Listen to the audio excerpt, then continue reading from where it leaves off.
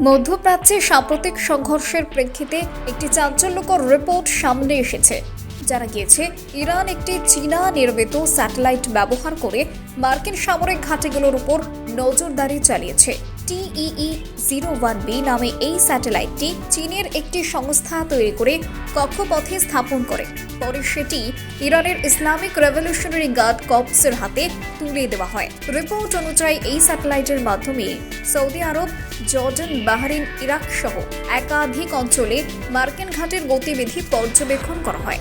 এমনকি উপসাগরীয় এলাকার গুরুত্বপূর্ণ অবকাঠামো নজরদারির আওতায় ছিল। বিশেষজ্ঞদের মতে এই ঘটনা আন্তর্জাতিক নিরাপত্তা ও কূটনৈতিক সম্পর্কে নতুন প্রশ্ন তুলতে পারে, কারণ চীন সরাসরি সামরিক সহযোগিতা না করলেও এই ধরনের প্রযুক্তিগত সহায়তা নিয়ে বিতর্ক তৈরি হয়েছে। তবে চীনের বিদেশ মন্ত্রক এই অভিযোগ অস্বীকার করেছে।